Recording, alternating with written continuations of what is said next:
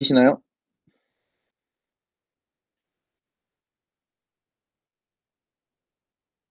화면 잘 보이시는 걸로 알고 일단은 진행하도록 할게요.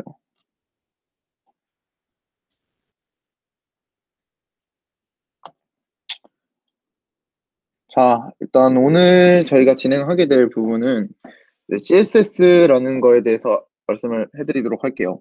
일단은 제가 2주차에서 영상으로 강의를 직접 못하고 영상으로 대체한 점에 대해서는 조금 죄송하다고 말씀드리고 싶은데, 혹시 여러분들 2주차 영상은 다 보고 오셨나요? 2주차 영상 혹시 다들 보고 오셨나요? 네, 다들 보고 오셨어서 이게, 그래서 일단은 2주차 영상을 제가 알고 있다고 가정을 한 뒤에 3주차 그 스터디를 진행을 하도록 할게요. 근데 일단은 2주차까지가 저희가 어떤 거를 했냐면은 이제 HTML, 그러니까 CSS를 배우기 이전에 HTML, 그러니까 이제 웹페이지를 구성하는 뼈대라고 제가 말씀을 드렸었죠. 그 뼈대를 구축하는 그런 태그들에 대해서 2주차까지는 배웠을 거예요. 그래서 이제 저희는 그 뼈대들을 사용하는 거를 알고 있다고 가정을 하고, 이제 그 뼈대를 꾸미기 위한 CSS에 대해서 배우도록 할게요. 그래서 CSS 이제 HTML 태그들을 전부 안다고 가정을 하는데, 이게 사실 의미가 없어요. 왜냐면은 모르는 태그가 있더라고 하더라도 자기가 원하는 기능을 구현하고 싶을 때 그런 해당 태그를 구글링해서 이제 제가 코드를 작성한다고 말씀드렸죠. 웬만한 코드들은 이제 사실 저도 지금 모르는 태그들도 있고 CSS에서 모르는 속성들, 그런 것들은 전부 다 구글링을 통해서 실습을 진행을 하고 있어요. 그래서 그 점을 어쨌든 다 모르고 있으니까 기억을 전부 외우실 필요가 없다는 것만 말씀드리고서는 이후 스터디 진행하도록 하겠습니다. 일단은 CSS에 대해서 전반적인 지식을 말씀을 해드릴게요. 지금 왼쪽이랑 오른쪽 둘 다 익숙한 페이지가 보이시죠? 이게 네이버 페이지예요. 근데 왼쪽 같은 경우는 페이지에서 HTML 태그로만 구성되어 있는 코드이고, 오른쪽이 이제 CSS 스타일 시트가 적용이 된 적용 이후의 코드입니다. 그래서 보시는 것처럼 진짜 간단하게 네이버도 사실 별게 없어요. HTML 태그만 놓고 보면은 왼쪽 보시는 것처럼 아무것도 없는 그런 그냥 일반 페이지일 뿐인데, CSS를 얼마나 잘 짜냐에 따라서 여러분들이 원하는 이쁜 페이지를 만들 수 있게 됩니다.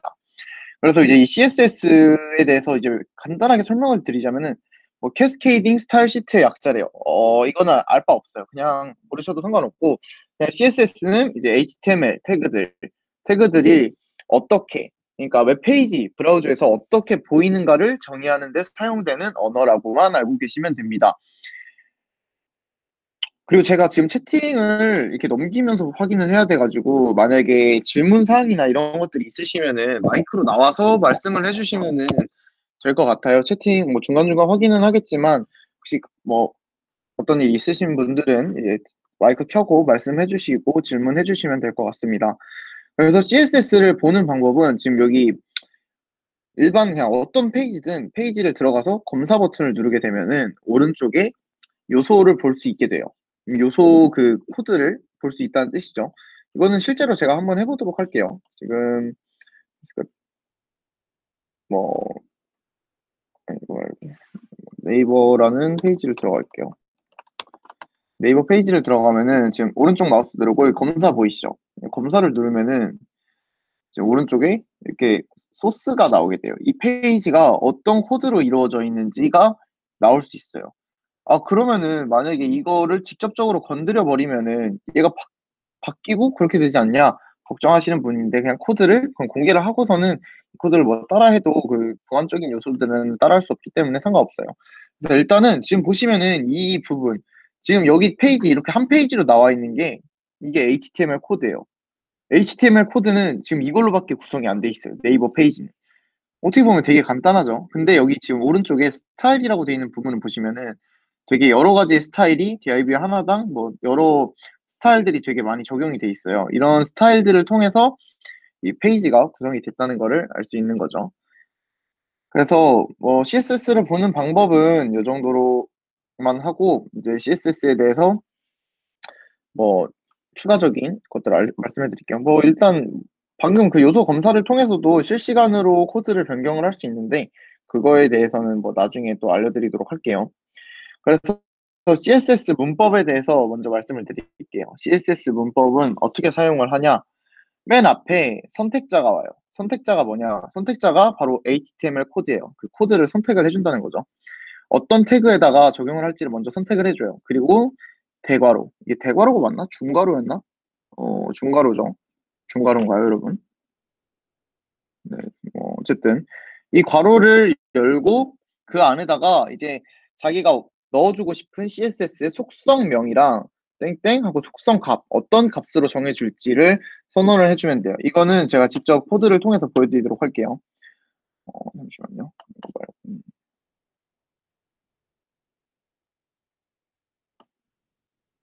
음, 뭐 이런 코드가 있다고 치면은 싹 지워볼게요. 뭐 여러분들이 아는 div 태그, div 이거 혹시 저번 강의 보셨으면 어떤 태그인지 다들 알고 계시겠죠? 이 div 태그가 있으면은 여기에 안녕하세요라는 제가 문구를 남길게요. 안녕하세요. 문구를 남기게 되면은 div 이렇게 안녕하세요라는 게 보이죠? 검사를 해볼게요. 검사를 해보면은 지금 이 소스는 바디에 봤을 때 div 안녕하세요라는 div 안에 들어가 있는 걸 알 수 있어요. 그러면은 이제 이 다이브를 스타일 안에 넣어주는 거예요. 스타일을 지정을 해주고 싶어요. 다이브의 스타일을. 그럼 스타일 태그를 열고, 근데 이 스타일 태그는 항상 헤드 태그 안에 들어가 있어야 돼요.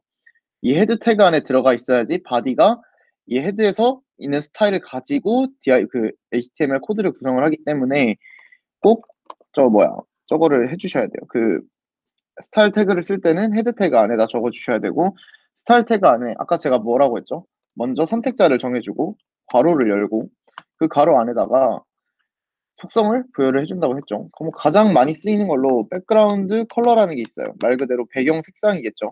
배경 색상을 뭐 핑크로 할게요. 핑크로 하고 엔터를 눌러주시면은 지금 이렇게 가볼게요. 하고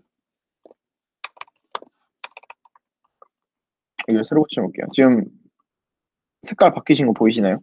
이런 것처럼 dive라는 HTML 태그에 이런 색깔, 그 어떤 CSS, 그러니까 꾸밀 수 있는 속성을 부여를 해주는 게 이런 CSS의 역할이라고 생각을 하시면 돼요. 근데 방금 보셨던 것처럼 사용법은 그냥 스타일이라는 태그 안에 선택자를 정해주고 이 선택자를 가로 열고서는 그 안에 속성 값을 입력해주는 방식으로 사용을 하시면 됩니다. 뭐 일단은 CSS의 전반적인 사용 방법은 이렇고요. 이거 공부들 많이 하셨나요, 혹시? 따로 TCP 스쿨로 공부하신 분들 계신가요? 있으시면 지금 채팅으로 한번 쳐주실 수 있으실까요? 와, 절반이요? 와, 절반. 아주 대단하시네요. 대단하세요.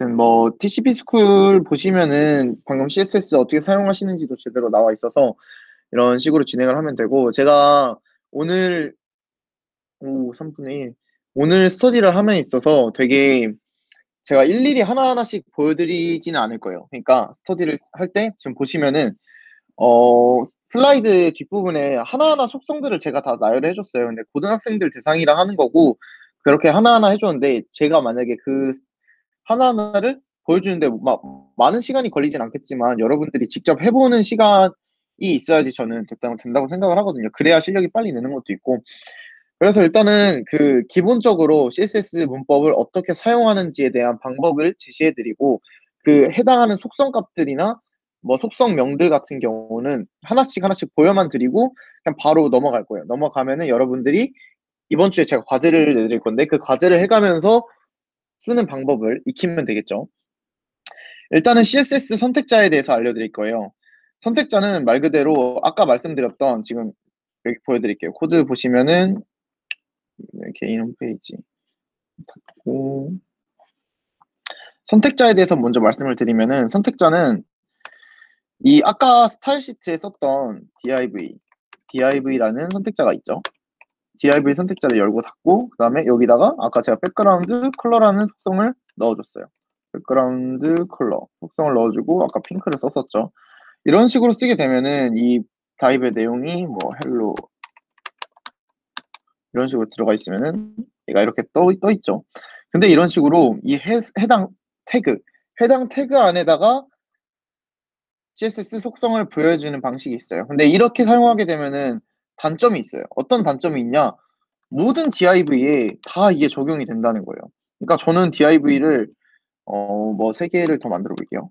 3개를 더 만들었는데 뭐 2 하고 3, 4라는 게 있어요. 근데 이렇게 돼 버리면은 모든 2, 3, 4 div에도 전부 이 CSS 속성이 들어가게 되죠. 근데 저는 이렇게 하기 싫은 거예요. 만약에 1번 div 다시 1번으로 바꿔 볼게요. 1번 div 얘한테는 핑크를 주고 얘한테는 뭐 레드를 주고 얘한테 옐로우 주고 얘는 블루를 주고 싶은 거예요. 그럴 때는 이제 얘를 쓰면 안 되겠죠. 얘를 쓰면 안 되고 id라는 걸 사용하게 돼요. id 선택자는 샵 id 해서 뭐 샵 id 이름을 여기다 적어주면 돼요. id 이름을.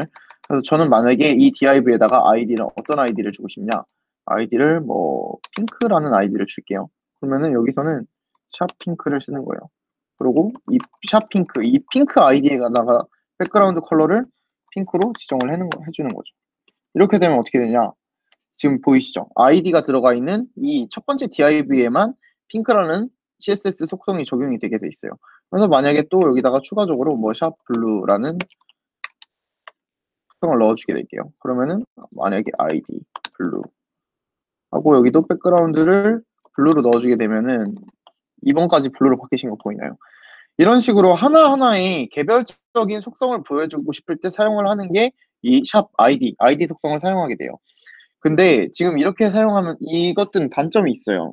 어떤 단점이 있냐? div 하나에 한 가지의 id밖에 넣어주지 못하게 되는 거예요. 그러니까 만약에 뭐 여기다가 뭐 위드스를 뭐 100픽셀 이게 넓이랑 높이거든요.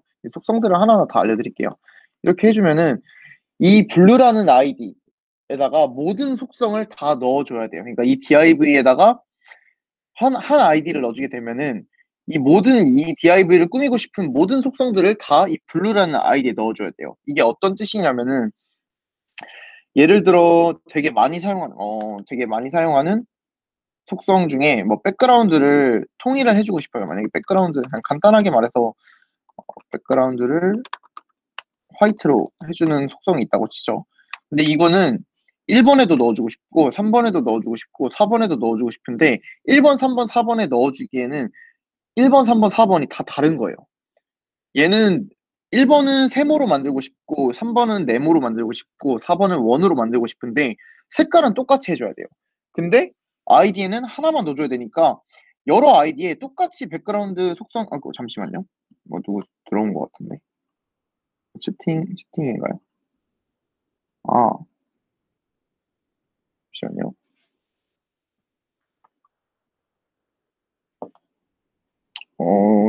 들어오셨나요? 네, 들어오셨네요. 일단은 스터디 계속 진행하도록 할게요. 아이디를 사용하게 되면은 그 중복적으로 들어가는 그러니까 아이디는 한 가지 아이디밖에 사용을 못하기 때문에 불편함이 되게 생겨요. 그래서 있는 게 지금 클래스라는 부분에 대해서 설명을 해드릴게요. 아이디 선택자하고 이제 클래스라는 거를 설명을 해드릴 건데 사실 아이디보다는 클래스 선택자를 훨씬 많이 쓰긴 해요. 그래서 이거는 어떤 식으로 사용을 하게 되냐 보여드리면은 이제 사용 방법은 비슷해요. 여기다 클래스를 넣어주는 거예요. 그리고 아까는 제가 아이디는 샵으로 설명드렸죠. 그래서 점으로 클래스, 뭐 핑크 클래스라는 클래스를 만들게요. 그러고서는 여기다가 백그라운드 컬러를 아까 똑같이 마찬가지로 핑크를 넣어주게 되면은 이렇게. 근데 이 클래스의 장점은 뭐냐? 보시면은 핑크라는 클래스를 썼고 만약에 뭐 위드스라는 대충 이런 이름의 클래스를 하나 더 만들어 볼게요. 얘 위드스는 무조건 100으로 정해주는 거, 100픽셀로 정해주고 높이 헤이트를 100픽셀로 정해주는 거예요. 이런 식으로 사용하고 사용을 어떻게 하더라? 이렇게였나? 이런 식으로 지금 보이시면은 클래스는 하나에 한 번에 2가지 이상의 클래스를 넣어줄 수 있어요. 이런 식으로 넣어주게 되면은 그냥 간단하게 간단하게 넣어주고 싶은 클래스들을 여러 개 구성을 하고 자기가 원하는 클래스명만 그 해당 HTML 태그 안에 넣어주기만 하면은 중복 없이, 그러니까 코드의 중복 없이, 예를 들어 아이디를 사용했을 때 뭐 같은 백그라운드를 계속 넣어줄 필요 없이 클래스를 사용하게 되면 되게 간단하게 이렇게 여러 가지 클래스를 넣어줄 수 있기 때문에 되게 중복 없는 효율성 있는 그런 코드가 되겠죠. 무겁지 않은. 그래서 클래스를 보통 저 같은 경우는 아이디보단 클래스를 많이 선호하는 편이고, 여러분들도 쓰다 보시면은 아이디보단 클래스가 조금 더 편하게 사용을 하시게 될 거예요. 뭐 그렇게 하고 지금 PDF 계속 넘어갈게요. 그다음에 뭐 그룹 선택자라는 게 있는데, 그룹 선택자는 지금 왼쪽에 코드로만 보고 넘어가도록 할게요. 지금 두 가지 이렇게 선택자를 묶었죠. 두 가지 따옴표로 이렇게 두 가지에 한 번에 같은 CSS를 적용을 시켜주는 걸 그룹 선택자라고 해요. 근데 사실 전 이거를 잘 안 써서 뭐 여러분들이 쓰신다면 말을 못하겠지만 사실 잘 안 쓰이는 선택자라고 생각을 해요. 일단은 제가 직접 보여드리지 않고 여기 왼쪽에 있다는 것만 말씀드리고 넘어가도록 할게요. 선택자는 저렇게 됐고, 잠시만요.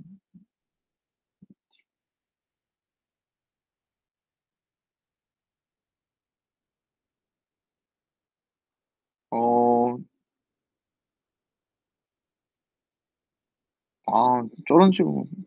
지금 혹시 채팅 여러분 보이시나요?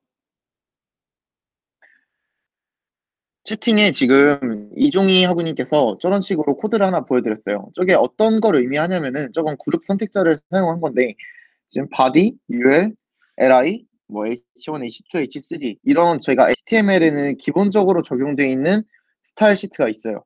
그러니까 기본적으로 이 스타일의 크기는 몇이고 뭐 이런 식으로 기본적으로 정해져 있는 것들이 있는데, 그런 것들이 실제로 코딩을 하다 보면 되게 불편하게 다가오는 경우가 많아요. 가장 예시를 먼저 들려드릴게요. 제가 지금 여기 스타일 이 부분을 이걸 지우면은 만약에 이걸 전부 지워버릴게요. 보시면은 바디 뭐 이런 바디에다가 제가 바디 선택자, 그러니까 이 바디, 그러니까 HTML에서 보이는 전부 바디에다가 제가 백그라운드 컬러를 넣어 보도록 할게요. 근데 이렇게 되면은 아이고, 이렇게 해서 보면은 지금 어디 갔어?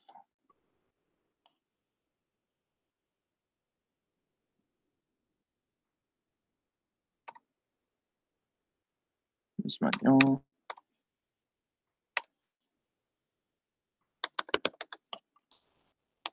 이거 뭐지? 혹시 이종희 학우님, 그 기본 마진 패딩 적용돼 있는 걸 보여주고 싶은데 왜 안 되는지 혹시 한번 설명 부탁드려도 될까요? 지금 여러분들 마진이랑 패딩에 대한 개념은 수사장님께서 설명해 주셨나요? 아직 안 돼 있습니다. 아직 아, 네. 뒷부분에 그러면은 나와요. 그거 이후에 설명을 드릴게요. 짧게 설명드리자면 마진은 외부 여백이고 패딩은 내부 여백인데, 바디 같은 경우는 조금 예외적으로 적용을 해요. 그래가지고 일단은 김선우 스타이장님께서 어떤 걸 보여주려고 하시는지는 알겠지만, 이후에 그 마진이랑 패딩을 배우고 나서 그다음 제가 설명해 드리도록 하겠습니다. 네, 알겠습니다. 그러면은 일단은 계속 진행을 하도록 할게요. 아까 말씀드렸던 것처럼 제가 그 CSS 기본 사용 방법만 먼저 말씀해드리고, 해당 속성 값들이랑 속성명들에 뭐 어떤 속성 값이 있는지 이런 것들은 전부 세세하게 제가 보여드리진 않을 거예요. 왜냐면 그렇게 되면은 시간이 너무 많이 길어지게 되고, 혼자 좀 이렇게 자기가 스스로 해보는 습관을 들여야지 전 좋다고 생각을 하기 때문에 일단은 CSS 적용 방법 좀 더 진행을 하도록 하겠습니다. 방금 전까지는 지금 CSS를 어떤 선택자를 통해서 어떻게 사용을 하는지에 대해서 말씀을 드렸는데, 그렇게 이제 사용하는 방법에 알았으면은 이제 그 스타일을 어디에서 어떻게 적용을 시킬지 적용하는 방법에 대해서 말씀을 해드리도록 할게요. 일단은 방법은 총 세 가지가 있어요. 총 세 가지가 있는데 1번, 1번은 지금 아까 제가 스타일 태그는 어, 어디다 넣어야 된다 했죠? 헤드 태그 안에다가 넣어줘야 된다 했죠. 이렇게 내부에다가 해당 HTML 파일 내부에다가 스타일 태그를 따라 선언해 준 뒤 그 스타일 태그 안에서 스타일을 선언해 주는 방식이 있어요. 그래서 여기 안에다 스타일을 이제 작성을 해주면 되는 거죠. 아까 말씀드렸던 것처럼 바디 태그 안에다가 다이브 태그를 넣어주고, 잠시만요. 다이브 태그를 넣어주고 이 안에다가 뭐 플로라는 수정을 해주고 그다음에 이 스타일 시트 안에 다이브 선택자를 사용해서 백그라운드를 지정해주는 뭐 이런 방식들이 있다고 했어요. 이렇게 적용하는 방식이 내부의 스타일 시트를 적용하는 방식이고 직접적으로 지금 보시면은 이 다이브 안에다가 스타일을 적용하는 것도 가능해요. 스타일을 넣고 백그라운드 컬러로 핑크를 넣는다. 이런 식으로 하면은 지금 위에다 스타일을 선언을 해주지 않더라도 새로 고침하게 되면 지금 들어간 거 보이시나요? 이런 것처럼 그 해당 HTML 태그에다가 직접적으로 스타일을 선언해주는 방식을 인라인 스타일이라고 얘기를 하고 헤드 태그 안에다가 스타일 태그를 넣어서 그 스타일 태그 안에 모든 스타일 시트를 다 넣어주는 거를 내부 스타일 시트를 사용했다고 내부 스타일 시트를 사용했다고 할 수 있어요. 마지막으로 가장 많이 쓰이는 방식이 스타일 시트를 외부로 빼는 방식이에요. 아까 제가 네이버에서 요소를 보여드리면서 네이버 페이지는 실제로 HTML 코드가 실제로 많이 길지는 않은데 스타일 시트, 그러니까 CSS가 되게 길 거예요. 왜냐면은 아까 보여드렸던 것처럼 네이버에서 HTML, 그러니까 CSS를 제외한 HTML 코드만 놓고 봤을 땐 되게 볼품이 없었죠. 그런 것처럼 CSS가 되게 그러니까 코드를 작성했을 때 그 길이를 되게 많이 차지하게 되는데, 그래서 저희는 HTML 파일이랑 CSS 파일을 분리를 하게 되는 거예요. 분리를 하게 되면은 지금 보시면은 어 그 같은 폴더에 있든 어쨌든 일단 파일을 나눌게요. 파일을 나눠서 index.html이랑 style.css, 그래서 CSS 파일이라는 파일로 구분을 지어줄게요. 그다음에 이 스타일 CSS에다가 그냥 아까 그 스타일 태그가 안에 작성을 했던 뭐 다이브가 백그라운드 컬러가 핑크다, 이거를 전부 다 넣어보도록 할게요. 얘를 지우고 지금 인라인 지우고 지금 이게 아까 말씀드렸던 내부 스타일을 적용한 거죠. 근데 얘를 복사해서 외부 스타일 시트에다가 붙여넣기를 해주는 거예요. 그리고 얘를 지워버려도 돼요. 이렇게 지워버리면은 지금 이렇게 했을 때 새로 고침을 하면 적용이 될까요? 안 될까요? 안 됩니다. 왜 안 되냐고 하면은 이렇게 외부로 분리를 해놓은 다음에 이 인덱스 HTML에서 이 스타일 시트를, 그러니까 자기 어떤 스타일 시트 파일을 사용하겠다, 어떤 CSS 파일을 사용하겠다라는 거를 선언을 해줘야 돼요. 마찬가지로 헤드 태그 안에서 링크 레이 스타일 시트 하고 스타일리프 스타일 시트.css 이런 식으로 사용을 하는 거예요. 이 링크는 이 링크 해당 링크의 릴레이션십인가 아마 그럴 거예요. 이게 역할을 얘기하는 건데 이 역할을 어떤 역할로 쓸 거냐, 스타일 시트로 사용을 하겠다. 그다음에 href, 그러니까 하이퍼링크, 이거는 어떤 경로에 있는 파일을 가져오겠냐라는 거를 적어주는 거죠. 그래서 이렇게 링크를 적용을 해주면은 스타일 시트가 정상적으로 적용이 되는 걸 알 수 있죠. 이렇게 스타일 시트를 적용하는 방법 세 가지에 대해서 내부 스타일 인라인, 외부 스타일 시트에 대해서 다 알려드렸는데, 뭐 이거는 한 번씩 직접 써보셔야지 감이 잘 잡히는 부분이라서 나중에 써보시고 해주시면 돼요.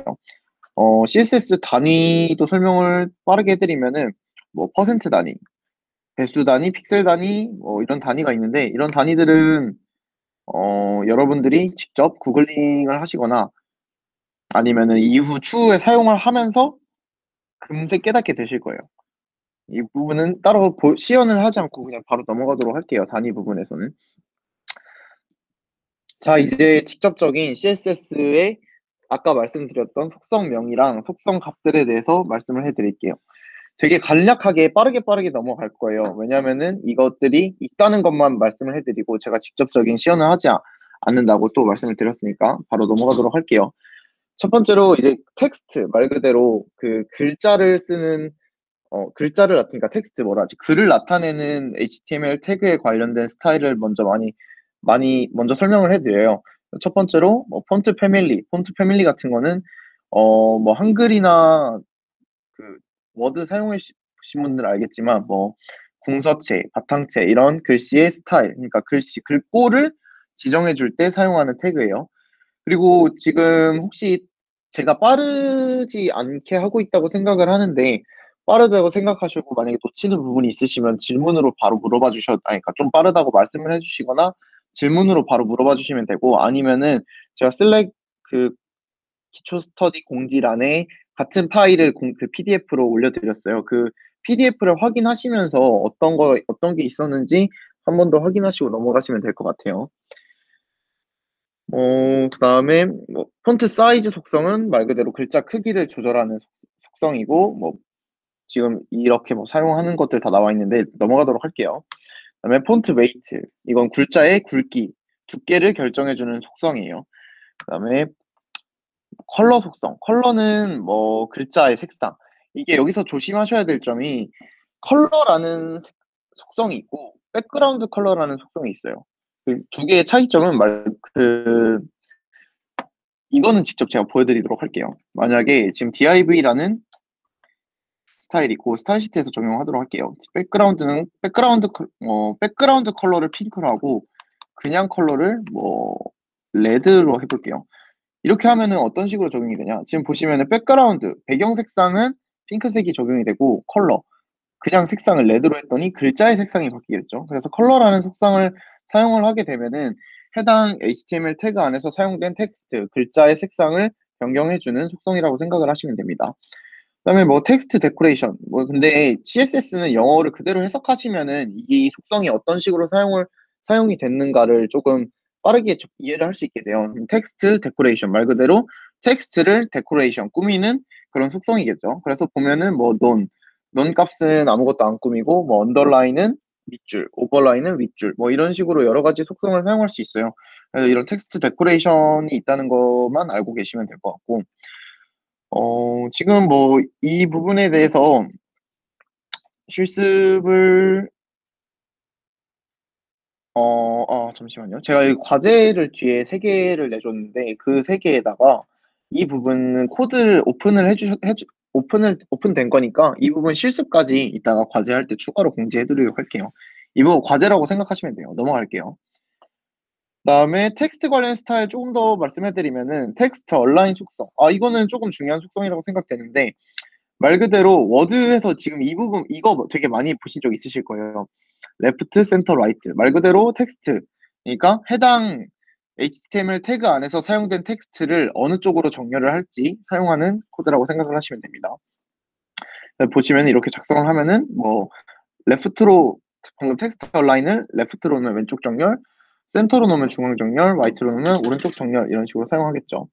라인에이트는 여러분들 한글이나 이런 데서 줄 간격 많이 사용을 해보셨을 거예요. 그 줄 간격이라고 생각하시면 돼요. 뭐 보통 1.2가 노멀 기본값으로 정해져 있다고 해요. 넘어가도록 할게요. 이 부분도 라인에이트 이 부분은 잠시만요. 채팅이 온 것 같은데 질문. 권웅 학생, 좋은 질문이에요. 지금 글꼴은 사용자의 컴퓨터에 저장되어 있는 글꼴만 설정해서 웹페이지에 표시하는 건가요? 라는 질문을 하시는데 맞는 말이에요. 그러니까 사용자의 컴퓨터에 있는 폰트로 사용을 하게 돼요. 그래서 그, 그, 그러면은, 지금 웹폰트 잠깐 설명을 해드리도록 할 건데, 그렇게 지금 건웅님이 질문해주신 부분이 개발자가 사용한 글꼴이 그 해당 개발된 서비스를 사용하는 사용자의 컴퓨터에 그 글꼴이 없다면은 글꼴이 적용이 안 되게 되겠죠. 그래서 사용하는 게 웹폰트라는 거예요. 저희는 웹페이지에다가 그 폰트에 관한 그 소스를 올려두고 그 웹페이지는 이제 서버에서 관리를 하잖아요. 그 서버에서 관리하는 그런 뭐라 해야 되지? 올라가 있는, 그러니까 그 컴퓨터에 저장돼 있지 않고 서버에 저장돼 있는 폰트를 가져다가 사용을 할 수 있게 만든 게 웹폰트여서, 웹폰트를 사용하게 되면 사용자의 컴퓨터에 해당 폰트가 없다고 하더라도 서버에 저장돼 있기 때문에 그 해당 부분을 가져와서 사용을 할 수 있게 만들어준 게 웹폰트인데, 그 부분에 대해서는 이후에 추가적인 설명을 해드리도록 하겠습니다. 일단은 라인에이트 관련된 거는 지금 넘어가도록 하고, 이제 목록 스타일은 리스트 여러분들 많이 사용하셨을 텐데, 리스트 스타일, 그러니까 말 그대로 리스트, 여러분들 UL이랑 li 태그 기억하시죠? 그 부분에서 사용을 하게 되는 스타일들이에요. 그래서 리스트 스타일 타입은 말 그대로 그 해당 리스트의 스타일을 어떤 타입으로 정해줄 거냐라고 할 때 사용하는 속성이고, 뭐 이런 속성 값들이 있는데 이런 것들은 다 뭐 나중에 한 번씩 해보시면은, 찾아보시면은 다 자주자주 나오는 부분이기 때문에 이런 것들이 있다라고만 알아가시고 넘어가면 될 것 같습니다. 그다음에 이거 색상을 표현하는 방법에 대해서 설명을 해드릴게요. CSS에서 지금 아까 보시면은 저는 지금 이 핑크라는 이렇게 영어 속성을 영어로 돼 있는 거를 많이 사용했죠. 근데 이거는 지금 제가 빠르게 보여드리려고 친 거지, 이런 속성을 많이는 사용을 하지 않아요. 왜냐면은 이렇게 사용하는 색상은 지금 오른쪽에 보시는 것처럼 특정 정해져 있는 색상들만 영어로 이름이 존재하기 때문에 다양한 색상을 표현을 하기 어려움이 있어요. 그래서 지금 뒤에서 설명해 드릴 두 가지의 방식을 많이 사용하게 되는데, 일단은 첫 번째는 RGB 값으로 많이 사용을 하게 돼요. 지금 왼쪽에 코드를 보시면 백그라운드 컬러하고 RGB 하고 숫자 3개가 가로 안에 들어가 있죠. 이 숫자가 레드, 그린, 블루의 그러니까 비율을 나타내는 그런 값이에요. 그래서 0부터 255까지의 값으로 조절을 해서 속성들을 지금 오른쪽처럼 이렇게 바꿔서 나타낼 수 있죠. 이 RGB 값들도 되게 많이 사용하고, 가장 많이 사용하는 값들은 뭐 16진수로 각 색상 값을 표현하는 거예요. 16진수로 표현을 할 때에는 샵을 붙이고 그 뒤에 16진수 숫자를 사용해서 이렇게 RGB 값과 비슷한 방식으로 속성을 나타내게 됩니다. 이렇게 색상을 표현하는 방법 세 가지에 대해서는 되게 간략하게 넘어가도록 할게요. 지금 잠시만요. 지금 슬라이드가 되게 많이 있는 걸로 알고 있는데, 슬라이드 양 좀 한번 확인해 보겠습니다. 그라데이션이랑 어tom하지. 혹시 이종희 학우님 의견 좀 물어보고 싶은데, 그라데이션에 대해서 저는 사실 패스를 하고 싶다고 생각을 했었거든요. 자료에 있긴 했는데, 그라데이션이 사실 저는 애들한테 이거를 하나하나, 이거 되게 길게 있는데, 이거를 하나하나 전부 설명할 필요가 없다고 생각을 하는데, 혹시 이종희 학우님 어떻게 생각하시는지 의견 물어봐도 될까요?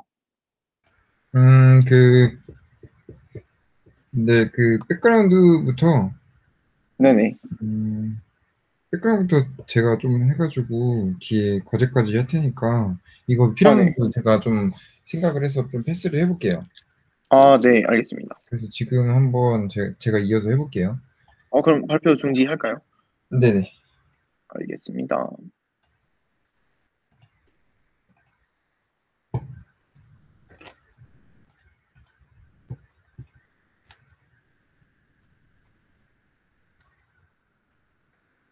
근데 우리 건웅이가 웹폰트에 대해서 좀 물어봤어요. 그래서 웹폰트가 어떤 건지 좀 보여드릴게요. 눈루라고 치면은 이제 상업적으로 무료 이용이 가능한 웹폰트들이 이렇게 나와 있어요. 그래서 만약에 마음에 드는 게 있으면은 이렇게 눌러가지고 그 옆에 웹폰트 사용 있죠? 이 폰트 페이스라고 있는데 이거를 복사해가지고 CSS 코드에 넣고 그 다음에 사용을 해주시면은 이제 모든 웹사이트 모든 웹브라우저에서 다 잘 보이는 그런 효과를 볼 수가 있습니다. 어, 먼저 저희 색상 표현에 대해서 배웠죠? 화면 잘 보이시나요?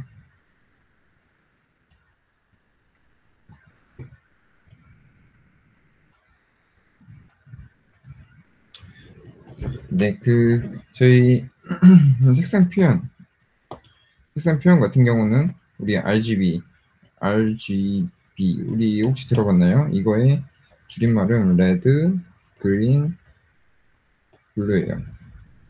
그래서 각각 0부터 255까지 값을 지정을 해서 색을 조합을 한 다음에 이제 색상을 만드는 방법이고요. 그리고 이제 16진수 이것도 똑같아요. RGB를 우리 16진수는 0에서 15까지 표현을 할 수 있어요. 그래서 10부터는 A, B, C, D, E, F 이렇게 표현을 할 수가 있는데 이거는 추후에 여러분들이 학년이 올라가면 배울 거니까 그냥 이런 모양이면은 16진수다 이 정도만 알고 계시면 될 것 같아요. 네. 그리고 우리 백그라운드 옵션에 대해서 설명해 드릴게요. 백그라운드하고 대시 컬러. 웹페이지에서 우리 앞에서도 계속 봤죠. 배경 이미지나 우리 배경 색상 그리고 배경 이미지가 어떻게 반복될 것인가, 이거를 이제 좀 판단을 하는 방법이 이제 백그라운드 이제 속성이 됩니다. 그래서 컬러는 말 그대로 우리가 뭐 옐로우 이렇게 적용한 것처럼 우리 배경 색상을 적용할 수가 있어요. 바디뿐만 아니라 이제 태그들에도 적용할 수 있는 거죠. 그리고 이미지, 백그라운드 이미지하고 뒤에 URL 가로치고 이제 싱글 커터든 더블 커터든 상관이 없어요. 해가지고 여기 경로를 넣게 되면은 이제 파일, 그러니까 logo.png는 제 현재 요 index.html 여기 밑에 여기에 동급으로 있는 logo.png 이 파일을 불러와가지고 이제 이렇게 출력을 하겠다는 거예요. 만약에 웹 브라우저보다 이미지가 작게 되면은 이렇게 반복해서 출력이 되는 걸 볼 수가 있어요. 그리고 현재 이렇게 우리 절대 경로와 상대 경로 요거에 대해서 조금 알아볼게요. 소프트웨어 프로젝트나 이제 다른 과소사에서 배우셨을 수도 있지만 다시 한번 짚고 넘어가냐는 이제 절대 경로는 우리 윈도우 같은 경우는 이게 이제 C 드라이브죠. C 드라이브부터 뭐 유저 그리고 뭐 내문서 그리고 로고 좀 png 우리 내문서 안에 index.html이 있다고 가정을 해봅시다. 그러면은 요렇게 경로를 지정을 해도 되고 그 다음에 index.html이니까 그냥 logo.png 이렇게 잘 가져도 돼요. 그리고 또 똑같이 이 슬래시 앞에 점을 붙이게 되면은 현재 폴더를 의미하게 돼요. 그래서 현재 폴더에서 logo.png를 이렇게 가져올 수도 있죠. 그래서 가져올 수 있는 방법이 이렇게 세 가지가 되겠습니다. 각각 다 장단점이 있는데 경로가 절대 경로를 이용하면은 아무래도 확실하겠죠.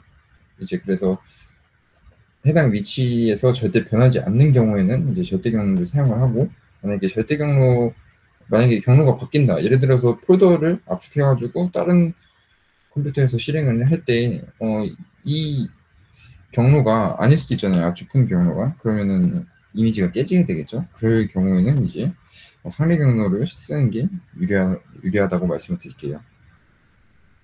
그리고 우리 백그라운드 리펙트 이 분야는 이렇게 계속해서 반복되죠. 이미지가 이 반복되는 패턴을 정할 수 있어요. X 방향으로 반복한다, Y 방향으로 반복한다, 반복하지 않는다. 요렇게 사용을 합니다. 그래서 우리 요거는 일단 제외를 하고 이 세 가지만 알고 넘어가시면 될 것 같아요. 그리고 우리 그라데이션, 우리 포토샵이나 뭐 다른 프로그램에서 그라데이션 많이 자주 사용해 보셨죠? PPT에서도 그렇고. 그래서 우리 먼저 브라우저 접도사라고 있는데 우리 웹브라우저 지금 어떤 거 쓰고 계시죠? 크롬, 네, 크롬 그리고 뭐 익스플로러도 있을 거고 그리고 뭐 사파리, 그 다음에 우분투 쓰시는 분들은 파이어폭스 그리고 오페라 그리고 엣지, 그리고 네이버에서 만든 게 뭐였죠? 웨일? 네. 네, 이 정도 사용을 하는 것 같아요. 근데 이 브라우저들이 전부 다 지원하는 CSS 프로퍼티들이 다 달라요.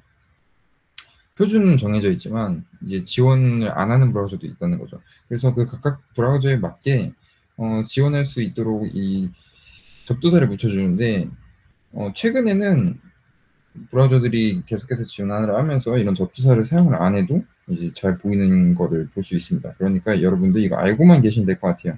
그러니까 이 리니어 그라디언트랑 요거랑 중복돼서 있는 것 같은데 그렇게 생각하시는 거예요. 그러니까 이거는 같은 옵션을 다른 브라우저에서 어떻게 볼지 정하는 작업이기 때문에 그냥 그렇게 생각해 주시면 될 것 같고, 브라우저 접두사는 이 정도만 알고 넘어가면 될 것 같아요. 그래서 그라디언트에 대해서 설명해 드릴게요. 그라디언트로 뭐 각도, 색상 뭐 이렇게 지정을 할 수가 있어요.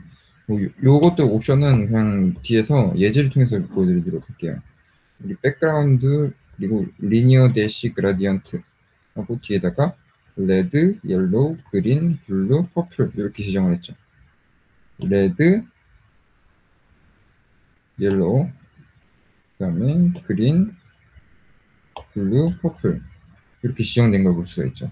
이런 거를 이미지로 만들지 않고 CSS로 충분히 구현이 가능해요.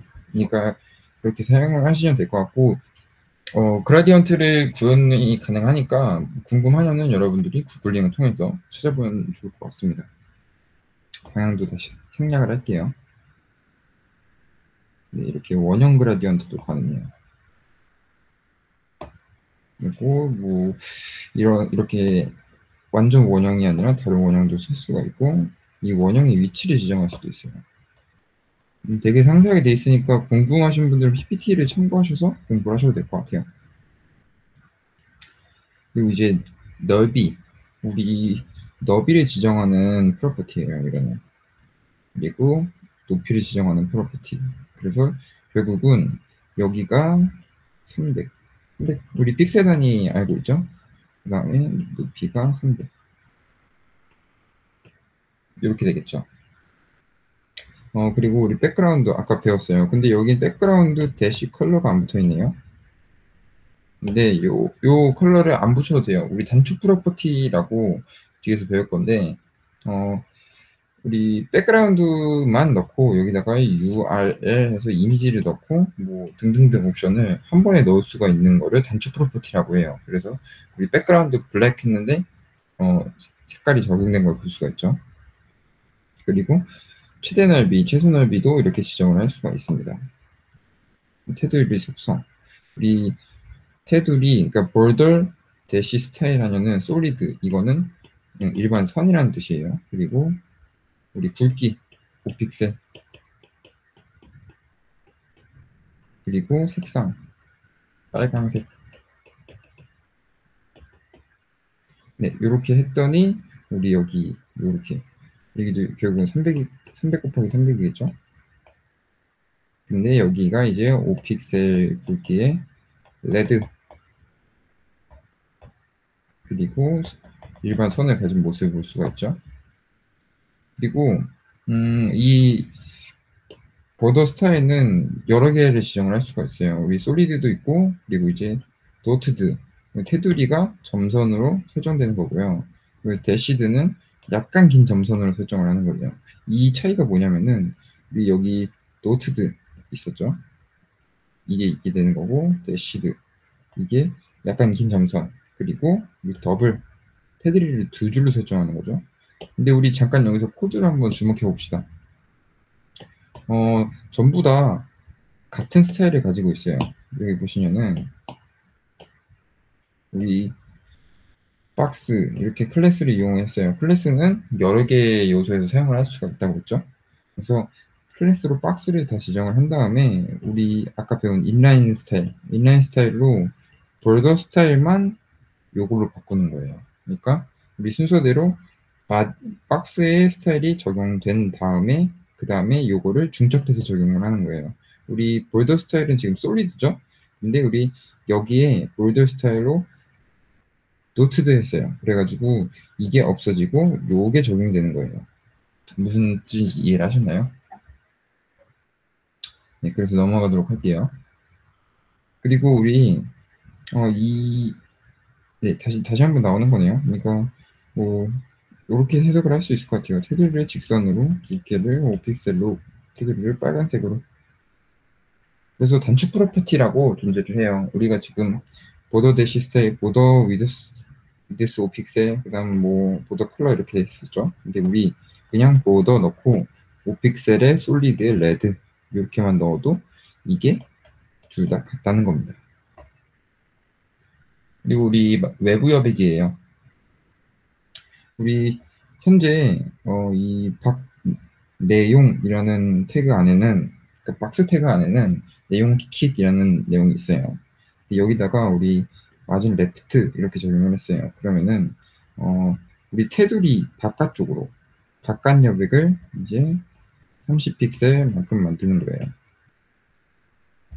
네, 여기에는 뭐 레프트, 탑, 바텀, 라이트 이렇게 각각 여백을 지정을 할 수가 있어요. 그리고 단축 속성이라고 제가 다시 한번 말씀드리면은, 마진의 단축 속성은 이렇게 적용이 돼요. 그래서 상 위에 100픽셀을 주겠다는 거예요. 그러니까 여기서 이게 100픽셀이겠죠? 그리고 여기 30픽셀. 그리고 바텀에는 10픽셀. 그리고 라이트 여기에는 5픽셀. 이렇게 상, 그리고 그 다음에 하, 그리고 좌. 이렇게 생각하시면 될 것 같아요. 시계 방향으로 이제 적용을 해요. 맨 위에부터. 그러면은 이거를 또 어떻게 쓸 수가 있냐면은 우리 여기서 만약에 10픽셀 그 다음에 0픽셀 이렇게 지정하면 어떻게 될까요? 단축 프로퍼티로 이렇게 10픽셀 0픽셀 10픽셀 0픽셀 요거랑 위에 거랑 같아요. 그러니까 결국은 동일하게 적용되는 거예요. 그 반복해서 적용한다는 소리죠. 그 상, 그 다음에 네, 아까 말했던 것처럼 위, 그 다음에 오른쪽, 아래, 그 다음에 왼쪽 이렇게 적용이 된다는 거예요. 내부 여백도 마찬가지예요. 내부 여백 같은 경우는 우리 테두리를 지정을 했었죠. 테두리 옵션을 통해서 지정을 했어요. 근데 내부 여백으로 30픽셀만큼 준다고 했어요. 그랬더니 내부 여백 안에 있는 이제 내용 키킥이라는 거에서 옆에 이만큼 여기에 이제 30픽셀이 들어가는 거예요. 이게 내부 여백입니다. 마찬가지로 이런 속성들이 존재를 하고 이것도 단축 프로퍼티를 이용을 해가지고 사용을 할 수가 있습니다. 그리고 우리 보더 레디어스라는 프로퍼티예요. 보더 레디어스 프로퍼티는 이제 우리 이렇게 둥글기를 줄 때 사용을 할 수가 있어요. 우리 10픽셀만큼 둥글기를 준다고 했어요. 그러면은 오른쪽과 같이 적용되는 거예요. 이 보더 레디어스는 우리 특정 모서리만 지정을 할 수가 있어요. 그래서 우리 바텀 레프트의 레디어스를 30, 이제 아래에서 왼쪽 여기, 그다음에 탑 라이트 레디어스, 그러니까 상단의 오른쪽 30픽셀만큼 레디어스를 줬어요. 그러니까 이렇게 조정을 해가지고 우리가 이제 디자이너가 디자인을 했으면은 그걸 그대로 HTML로 옮기는 작업을 할 수가 있는 거죠. 그래서 전체적으로 보면은 우리가 지금까지 배운 컨텐츠가 있을 거고, 그다음 그 안에 내부 여백, 그리고 테두리, 그다음에 마진, 그러니까 외부 여백이죠. 그러니까 이렇게 지금 보는 모습이 박스 모델이라는 거예요. 이 박스 모델은 우리 웹 프론트엔드에서 가장 중요한 거고, 이걸 이해를 해야지 이제 CSS를 활용을 해가지고 여러분들이 원하는 모습을 이제 퍼블리싱을 할 수 있습니다. 그래서 우리 과제 설명해 드릴 거예요. 과제 설명 같은 경우는 이거는 스터디장님께서 다시 이어서 해드릴게요.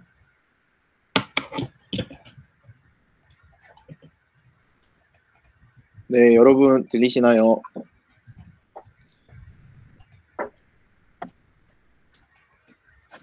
네, 좀 다시 답변을 하도록 할게요. 잠시만요.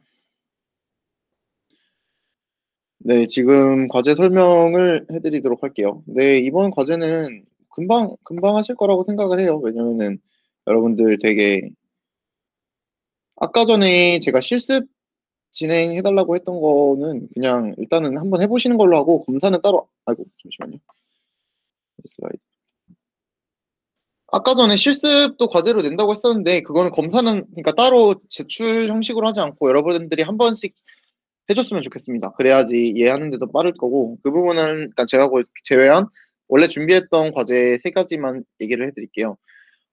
첫 번째는 텍스트 박스를 만들 거예요. 그냥 지금 여기 보이시나요? 지금 여기 파란 색깔이 푸르딩딩한 거 똑같이 따라 하시면 돼요. 근데 이 밑에 어떤 속성을 썼는지는 위에 제공이 돼 있고 이런 텍스트 박스 하나 만드는 거 한번 해보시고 두 번째는 아무것도 드리진 않을 건데 뭐 이런 식으로 지금 보이시면은 이 텍스트 박스 이것들은 지금 방금 전 거랑 이거는 고등학생들 대상으로 했던 똑같이 과제를 드렸던 건데 되게 금방 하고 간단하게 하실 수 있을 거예요.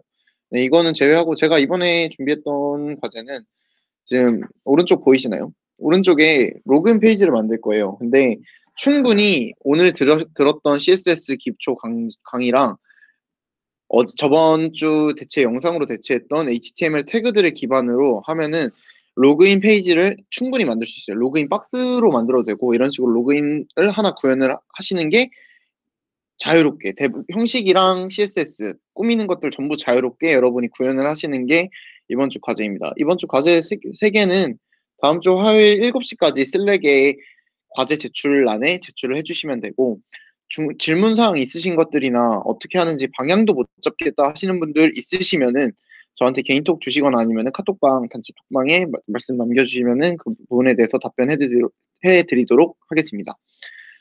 이번 주는 여기까지 진행을 하도록 하고, 어, 궁금하신 부분 혹시 이번 주 수업을 하시면서 궁금하신 부분 있으신가요? 질문하고 싶으신 부분?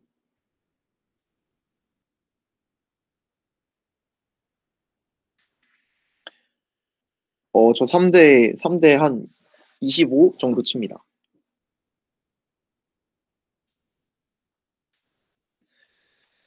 여튼 질문사항 따로 없으시면은 이번 주 스터디는 여기까지 하도록 하고 다음 주 화요일까지 과제 제출 해주시면 될 것 같습니다. 여러분 모두 고생하셨습니다.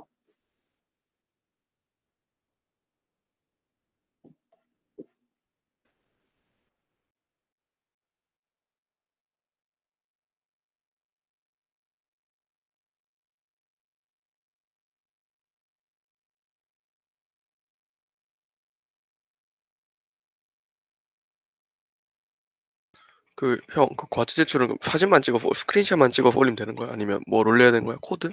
코드를 올리면 돼. 코드로 전부 다 파일 3개 만들어가지고 올리면 되는 거네? 파일 올리고 스크린샷까지 같이. 오케이. 뭔 소리야, 뭔 소리야. 이거 이거 어떻게 하지? 일단 그 부분은 내가 따로 공지를 해줄게. 오케이, 알겠습니다. 네, 고맙습니다. 수고하세요.